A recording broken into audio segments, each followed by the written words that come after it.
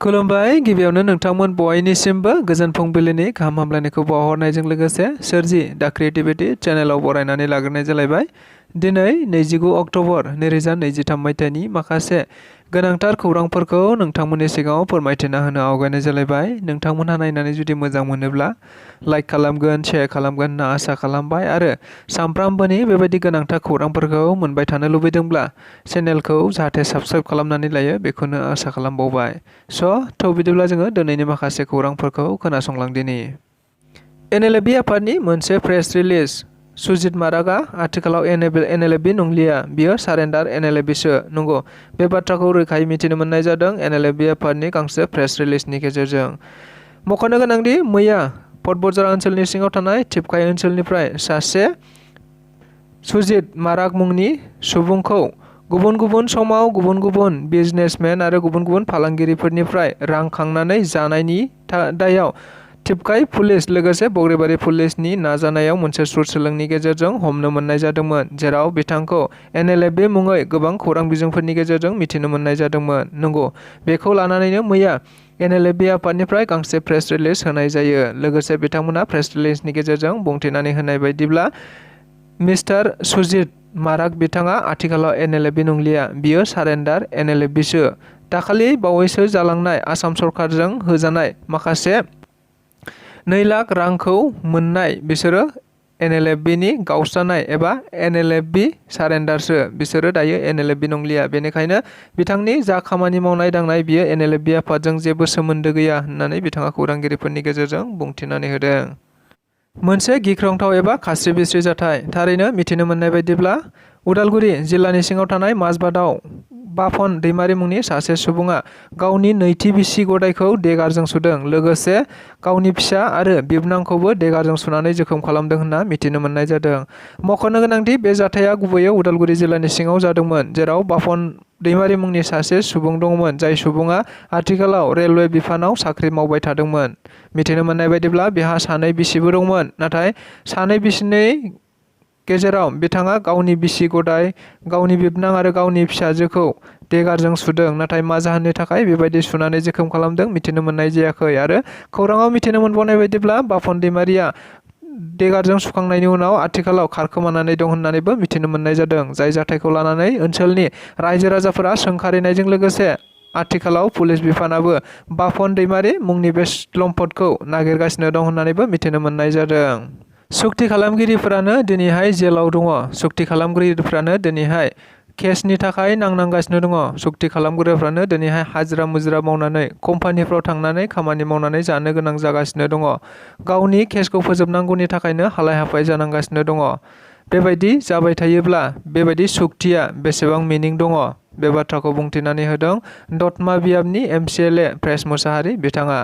थारैनो जों बयबो मिथिनो मोन्दोंमोन दि 2020 मायथाइयाव बिटिआर सुक्ति जालांनायाव, जेरै बे सुक्तिखौ गुबैयै एनडिएफबि, दुलाराय बर' फरायसा आफाद, इउबिपिअ आरो गुबुन गुबुन आफादफोरा लोगो नांनानै सुक्ति खालामनाय जादोंमोन। नाथाय बे सुक्तिनि सागानगिरि, आथिखालाव एनडिएफबिनि गायसनगिरि आफादगिरि रन्जन दैमारि बिथाङाबो आथिखालावबो जेलावनो थानायखौ मिथिनो मोननाय जादों।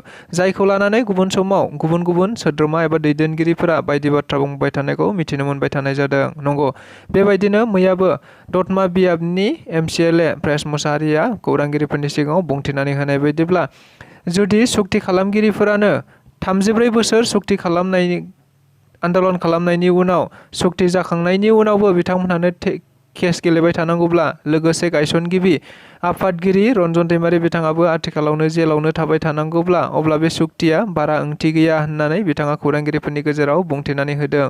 बेनिखायनो आथिखालाव जायफोरा सरकार सामलायबाय थादों बिथांमोनहा मा राहायै हायो, मा स्किम हमनानै हायो, थाबैनो बिथांमोनखौ उदां अख्राङाव लाबोनांगौ होननानै बिथाङा सरकारनिसिम दाबि दैखांदों।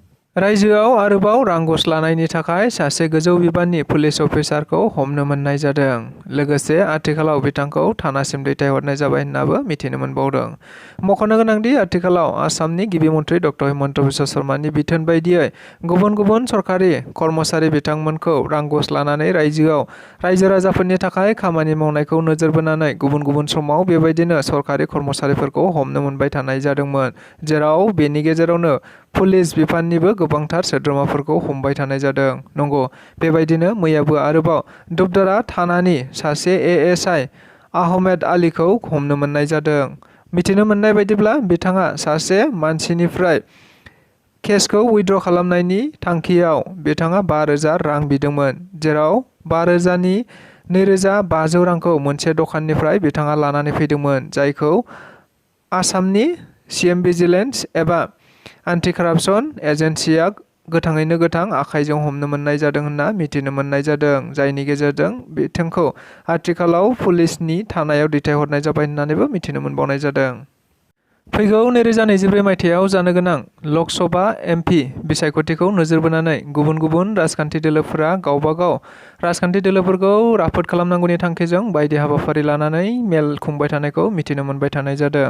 नंगौ, बेखौ नोजोर बोनानैनो आथिखालाव कंग्रेसआबो गुबुन गुबुन हाबाफारि लाबाय थानायखौ मिथिनो मोन्दों। मख'जाथावदि दाखालि थांनाय कंग्रेस भवनाव क'क्राझाराव खुंनाय मोनसे सावरायमेलाव गुबैयै प्रबिन बर' आरो गर्जन मोसाहारिनि गेजेराव मोनसे बेले-बेजेया सोमजिदों नामा, जेराव सावरायलायबाय थानाय समावनो माखासे चेयार टेबोल बायनायखौबो नुनो मोननाय जादों। लोगोसे खौरां बिजोंनि गेजेरजों मिथिनो मोननाय बायदिब्ला बिथां सानैबो कंग्रेस दोलोनिफ्राय क'क्राझार लकसभा बियाबाव टिकेट मोननो हास्थायदों होनना मिथिनो मोननाय जादों।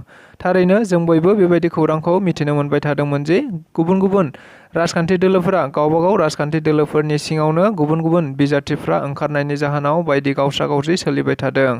नंगौ, बेबायदिनो कंग्रेस दोलोनियावबो बेबायदि जादों नामा, जेराव मिथिनो मोननाय बायदिब्ला गर्जन मोसाहारिया कंग्रेस दोलोआव हाबनानै आथिखालाव कंग्रेस दोलोखौ राफोद खालामनांगौनि थांखिजों गुबुन गुबुन समाव बायदि हाबाफारि लानानै गोबांथार हाबाफारि लाबोबाय थानायखौ मिथिनो मोनबाय थानाय जादों।